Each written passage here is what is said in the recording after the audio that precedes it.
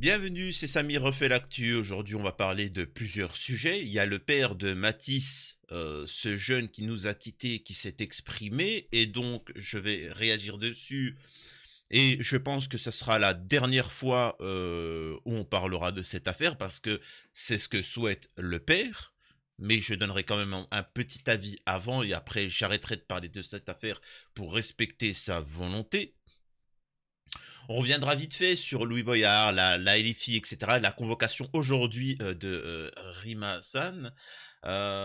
Et surtout, hein, on va revenir sur un propos de... Comment il s'appelle ça? D'une dame. Alors, comment elle s'appelle?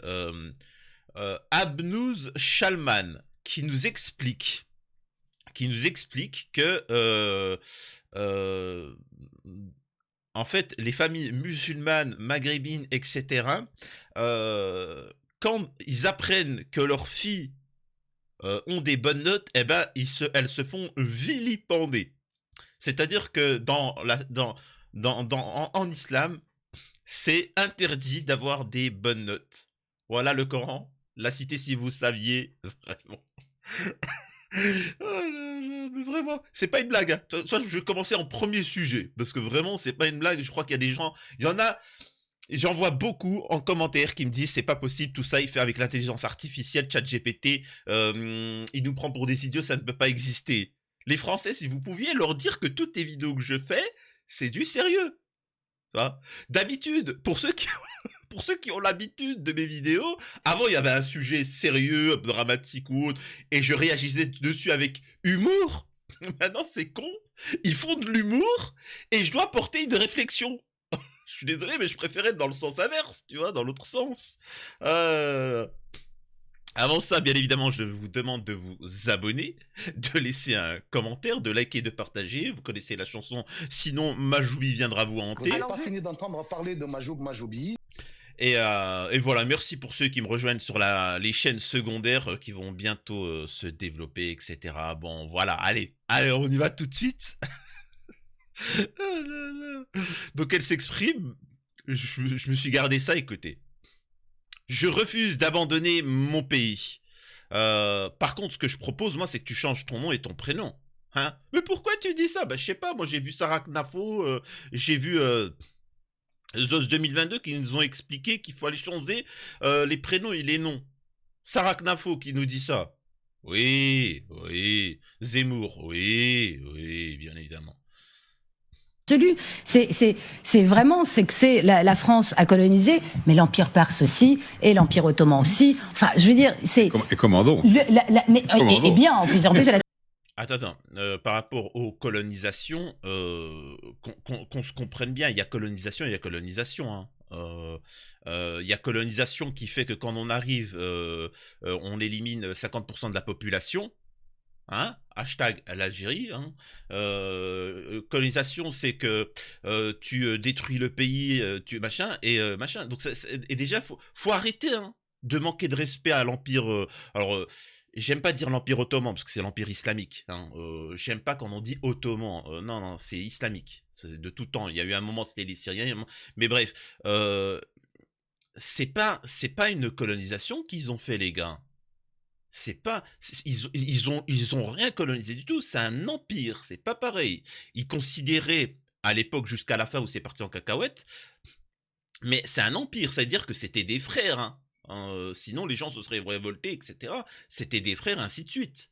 C'était des satellites. C'était une union. C'était une famille. C'est ça un empire. La colonisation, c'est pas ça. Donc, vous venez pas dire que les Ottomans, ils venaient faire la. Non, non, non. C'était des frères.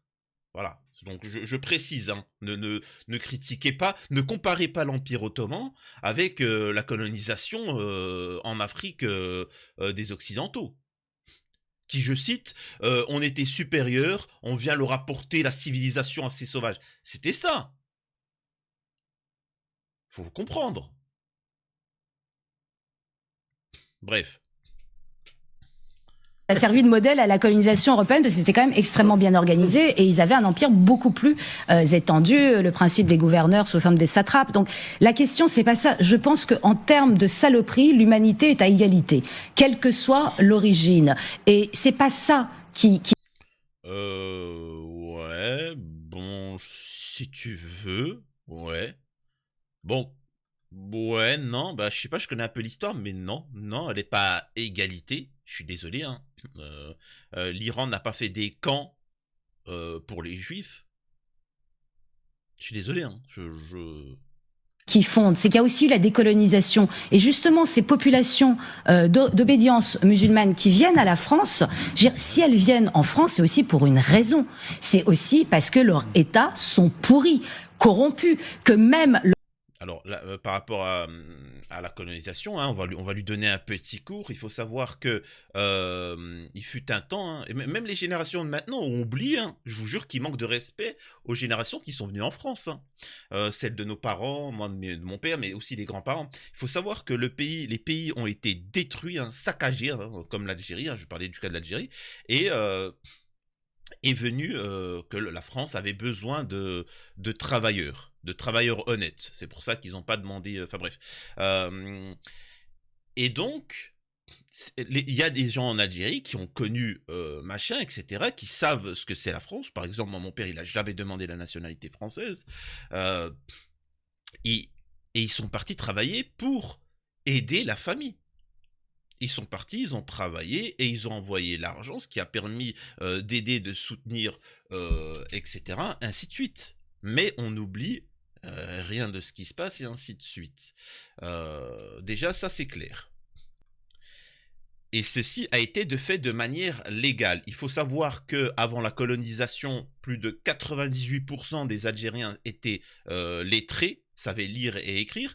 Je peux vous assurer qu'à la sortie de la France, parce que c'était la majeure partie était illettrée.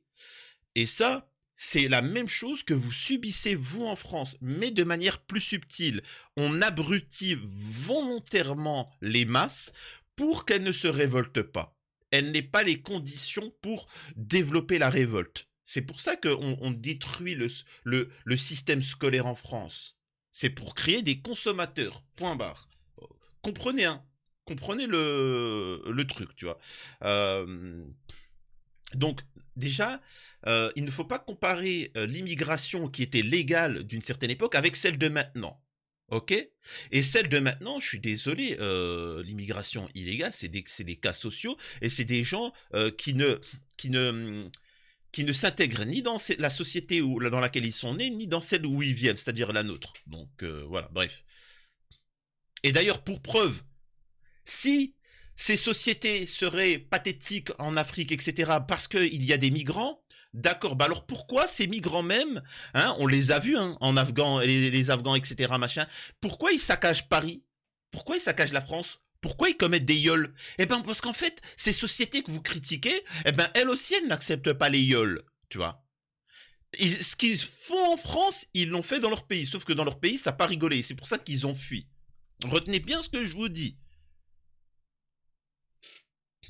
Bref, on continue, excusez-moi, c'est pas ça le passage drôle. Leur manière d'exercer leur religion est impossible. S'ils ne veulent pas faire le ramadan, ils sont obligés de faire semblant de le faire, parce que dans tous les pays arabo-musulmans, pendant le ramadan, les restaurants ferment, et vous êtes obligés de vous aligner sur la doxa. Ces populations viennent aussi en France pour respirer. La manière dont ils pratiquent ici en toute liberté est tout à fait différente dans la manière dont on les force à pratiquer, et qui, quelque part, j'allais dire, tue la spiritualité. Il y en a beaucoup qui respirent, même religieusement, davantage en France que dans leur pays d'origine. C'est pas un problème démographique. Je veux dire, le musulman est pas de fait abruti par sa communauté, à sa religion. C'est parce qu'on l'abandonne à une communauté agressive et c'est pas un effet de loupe, quoi. Est-ce que vous vous rendez compte que la majorité des filles d'obédience musulmanes, maghrébines, sont obligées d'être moins bonnes à l'école, de se retenir d'avoir des bons résultats. Et ça, c'est des enquêtes que nous avons très sérieux, parce que si elles réussissent trop bien à l'école, le grand frère, les parents vont leur dire « Mais tu te prends pour une blanche ou quoi? T'as cru que t'étais française ?» C'est pas forcément la majorité. Non, mais c'est quand même. Une enquête. Vous savez que t'as eu cette enquête? Non, mais attendez, parce que là, c'est comme quand tu prends un uppercut, tu dis, mais attends, j'ai bien entendu ce que j'ai entendu. Oui, oui. Les familles musulmanes, si la fille, elle revient avec une bonne note, quoi, chérie? C'est le père, il sort à ceinture, quoi? Hein? 17 sur 20. T'as pas honte? Oh là là. Comme le dit, voilà, le Coran l'a cité. Vraiment, si vous saviez, mauvaise note tu auras, sinon tu pêcheras. Putain, là, c'est quoi ce truc de fou? Oh là. On va nous montrer, tu sais, une pseudo-femme musulmane qui va se filmer. Voilà, je suis enfermé depuis 4 mois dans la cave parce que j'ai eu un 20 sur 20. Oui.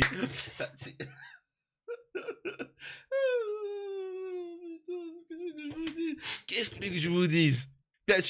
Je peux même pas vous faire des blagues tellement il y a des trucs qui me viennent. Tu sais, je sais pas, je m'imagine, la fille, elle a eu un 5 sur 20 parce qu'elle s'en balèque, tu vois, elle s'en balèque, tu vois, et que t'as le prof, convocation, ma chérie, dis-le tout de suite, c'est tes parents qui t'ont obligé. Mais quoi? Mais putain, mais... Et attention, parce que là, on va rentrer dans l'humour, et après, je vous ferai mon analyse sérieuse. Parce que mon analyse sérieuse, je vais le dire tout de suite.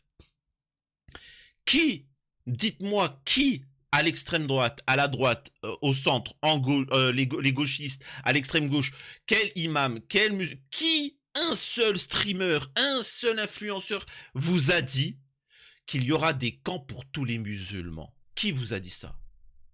Qui en commentaire a été d'accord avec moi? Ah, t'as vu ça un petit peu, tout ça, machin. Maintenant, ta fille n'a pas 20 sur 20, tu es considéré comme un terreau radicalisé, donc tu iras dans les camps de redressement. Tu me dis, ouais, mais bon, c'est pas toutes les femmes qui ont 20 sur 20 à toutes les matières. Ah, bah écoutez, monsieur, c'est comme ça, camp de redressement. Ils vous trouveront des sujets complètement bidons pour vous envoyer tous. Et après les musulmans, ça sera les juifs, ça sera les cathos, ça sera les gens de droite, ça sera les gens de gauche, ça sera en fait tous ceux qui s'opposent au gouvernement. Mais quand même, après avoir dit ces choses sérieuses, je vous rappelle que j'ai une petite, trop mignonne, les choupites, tu vois. Vraiment, elle est choupinante, c'est la plus mignonne. Et par contre, je connaissais pas, parce que je lis, tu vois, je pratique, mais je savais pas, elle aussi. Mais je savais pas, d'accord? Bon, va falloir que je me penche dessus et que je la punisse si elle a des bonnes notes. Bah oui, bien évidemment. Alors, je peux vous dire qu'elle va être sévèrement vilipendée. Hein. Ah ouais, hein. Tu me ramènes une bonne note comme ça, t'as pas honte? Toute ma vie, je t'ai nourri, je me suis occupé de toi, et tu me remercies comme ça, en me ramenant un 20 en mathématiques? T'as pas honte? Hein? Et puis tu sais, bon je suis pas marié, mais tu sais, oh là là. Tu sais, t'as ta femme qui vient en pleurant. Qu'est-ce que j'ai fait à cet enfant? Qu'est-ce que j'ai fait pour qu'il me ramène des 20 sur 20 et un bon comportement à l'école? Chérie, c'est pas grave. Oh putain, j'ai des idées de série. On va appeler Pascal le petit frère. Pascal le petit frère qui va venir. Et puis tu sais, c'est pas pour améliorer les choses. C'est pour déglinguer la situation. Tu vois. Oh non. Oh non. Oh, mais... oh j'en peux plus. J'en peux plus. Putain, c'est quoi cette histoire? Mais on est où? On est où? Tu veux que je donne une analyse par rapport à quoi? Si... mais tu te donnes... Enfin, je sais pas, à quel part... Enfin, est-ce qu'il y a un seul parent qui peut... Je sais pas quoi vous dire. Franchement, c'est bon là. Qu'est-ce qu'elle en rajoute? Qui revient, et on a des filles qui sont juste dans la moyenne, qui se retiennent d'être trop bonnes pour ne pas être rejetées. Mais vous savez, quand vous vivez dans une communauté fermée, la force du rejet est d'une violence inouïe. Et qui a envie de vivre comme le pestiféré de sa famille, de sa rue, de son quartier, de sa communauté. Vous avez raison de le Prendre ça en dénoncer, mais compte. ne le généralisez pas à ce point. Oui, mais c'est à force d'avoir pris des pinces. Alors, pardon, je le dis et le répète. Laïcité, j'écris ton nom et je rajoute. Et maintenant, on cogne avec des idées, avec des valeurs Voilà. qui n'ont absolument rien de honteux. On peut Mais les gens, en fait, comment ça se passe? Les gars, c'est, enfin, tu peux pas, enfin, il devrait y avoir des alcotests avant de rentrer dans un plateau de télé, c'est pas possible. Enfin, c'est pas méchant, mais je veux bien qu'il y ait de la propagande, mais une propagande un minimum sérieuse. Mais vraiment, quand je vous dis que j'ai des scènes qui passent dans ma tête, et ça me fait rire, putain, je suis en train d'imaginer la fille. Karima, mais très bon devoir, 20 sur 20. Madame, s'il vous plaît. Je vais me faire vilipender. Mais t'as eu... Non, je vous jure. Tu sais... Oh putain. Elle va mettre du blanc sur le 0, 2 sur 20. C'est bien, ma fille. Oh là là. Qu'est-ce que vous voulez que je vous dise? Putain, c'est incroyable. C'est fou. Tu sais, t'auras des profs complaisants. Tu vois. T'imagines? À cause de ça, parce que il faut savoir que les gens croient à la propagande. Hein. Les gens, ils s'imaginent, ils sont teubés. Hein. Donc ils regardent ça, ils vont se dire c'est vrai. Et t'auras des profs complaisants. Karima, tu sais, oh, les femmes de musulmanes, tu sais, à l'école, celles qui avaient que des bonnes notes, tout ça, d'un seul coup, elles vont se taper que des 2 sur 20. Elles comprennent pas, elles ont tout juste. Et puis tu sais, t'as le prof, t'inquiète, je te sauve la vie. Mais dis pas merci. Qu'est-ce qu'il me raconte, lui? Tu sais, j'ai regardé sur Internet, j'ai vu qu'à ce qui paraît, vous... mais c'est bon, les mecs. Oh là là, quoi. Qu'est-ce que vous voulez que je vous dise? Bon, on a assez rigolé. Je vais arrêter parce que je me connais, je vais aller vomir, tu vois. Je vais vomir. Je vais vomir de rigolage. Enfin bon. Il y a une petite anecdote, c'est Elise Moon. Alors ça, c'est vraiment pas un sujet, mais Elise Moon qui s'est exprimé sur la situation à Gaza, etc. Je vous l'ai dit que tous ces gens-là, quand ils veulent faire la promo parler d'eux, parce qu'ils sont inconnus, on n'en parle pas, personne connaît Elise Moon. En fait, ils font un truc hardcore pour que ça fasse le buzz et qu'on parle d'eux. Et c'est pour ça qu'il faut les ignorer tous. Hein. Ils ont tous des positionnements pour qu'on parle d'eux. Donc voilà, alors on va parler de Matisse un peu plus tard. Je vais d'abord regarder Louis Boyard qui s'exprime. Notamment l'ayatollah Khomeini, qui vous montre en exemple. Il a lui-même posté des vidéos d'occupation des universités. Il cite la France. Il dit, voyez ce qui se passe dans le monde, dans les pays occidentaux, en Angleterre et en France, ainsi que dans les États américains. Les gens sortent en grand nombre pour scander des slogans contre Israël et l'Amérique. La réputation des États-Unis et d'Israël a été ruinée. Ils n'ont vraiment aucune solution. L'ayatollah Khomeini, qui vous prend en modèle, comment vous le vivez? Alors, Viktor Orban, par exemple. Comment Non, mais attendez, je vais vous répondre. Viktor Orban, le premier ministre hongrois, lui, il soutient le gouvernement israélien. Est-ce que vous allez attraper la veste de Gabriel Attal pour lui dire, alors, monsieur Attal, vous êtes sur la même ligne que monsieur Orban? Vous mettez l'ayatollah Khomeini sur le même plan? Et là, c'est quelque chose d'intéressant, c'est que elle lui pose une question, après elle le laisse même pas développer sa réponse. Ensuite, il apporte une analogie. C'est un moyen pour faire comprendre que le raisonnement n'est pas correct, mais n'est pas donné à tout le monde de comprendre. Hein. C'est normal, hein, parce que quand on est au-delà d'interviewer Mila, c'est un peu plus difficile pour Apolline de Malherbe. Donc il apporte cette comparaison, mais moi je peux aller même beaucoup plus loin, hein, parce que ce soit Khomeini ou qui que tu veux te soutiennent, bah, ça ne t'implique pas. Je te pose une autre question. Est-ce que les écolos, c'est des néo-nazes? Qu'on appelle ça, le parti animaliste, tous ceux qui apprécient les animaux. L'un des premiers en Europe occidentale qui a fait des lois pour les animaux, c'est le petit moustachu. Il aimait les animaux. Est-ce que ça fait maintenant des gens qui aiment les animaux? Enfin, ça n'a pas de sens. Tu vas pas aller vers les SPA, vous avez pas honte? Vous savez qu'en Europe, celui qui est à l'origine de droit pour les animaux, c'était le petit... Parce que je m'en fous, je vous dise. Donc vous voyez bien que ça n'a aucun sens leur délire. Bon, je passe. Soutien à Rima Hassan qui se fait à l'heure actuelle convoquer pour appel à la paix. Hein. Bon, Voilà, mais même soutien à tout le monde parce que le gouvernement veut nous faire taire, hein. Mais je le rappelle encore une fois, s'ils font peur à des gens comme ça, imaginez-vous ce que nous, le peuple, on subit. La censure qu'on se tape, la difficulté qu'on subit. Donc voilà, j'aimerais se mettre ça en avant. Voilà. Maintenant, concernant l'affaire Matisse, je suis obligé d'y revenir parce que le père de Matisse s'est exprimé.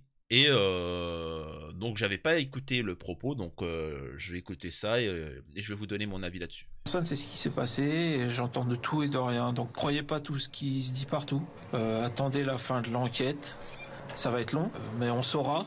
Ça avance bien déjà, hein.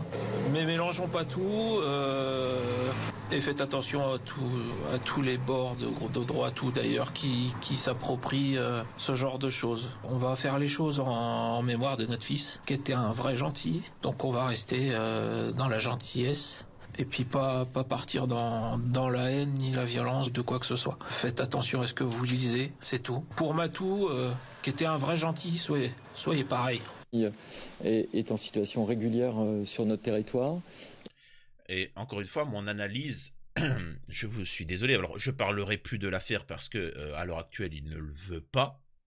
À part s'il y a un gros rebondissement ou autre, ou une grosse dérive, mais voilà. Mais là, on voit le maire qui nous explique que c'est un migrant légal.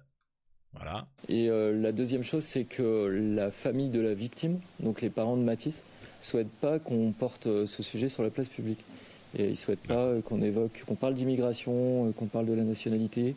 C'est pas quelque chose qui leur ressemble, pour utiliser les mots qui m'ont transmis ce matin. Et donc ils sont très attentifs à ce que les médias reprennent pas cette thématique.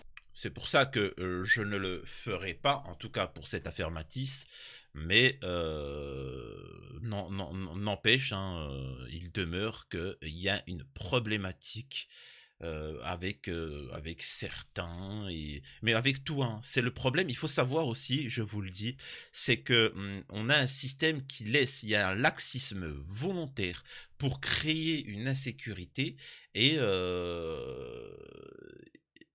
au final créer le système, pour que le système soit valide. Voilà, et que vous ne vous occupiez pas des véritables problématiques en France. Voilà, bon, on parlera plus vraiment de l'affaire Matisse. Prenez soin de vous, c'était Samir refait l'actu.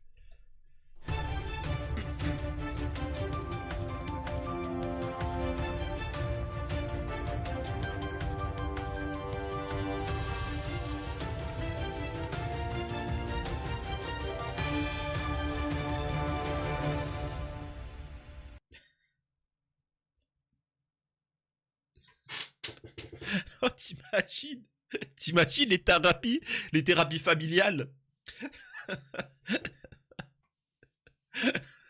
Oh là là. Les thérapies familiales chez les musulmans. Tu sais, t'as le père, t'as la mère et t'as la fille, et t'as le psy. On est là parce qu'en fait, notre fille n'arrête pas d'avoir des 20 sur 20 dans toutes ses matières. La mère qui pleure. Et le psy. Mais quand ça a commencé quand que t'es voulu avoir des bonnes notes comme ça, Fatima? Oh putain, j'en peux plus.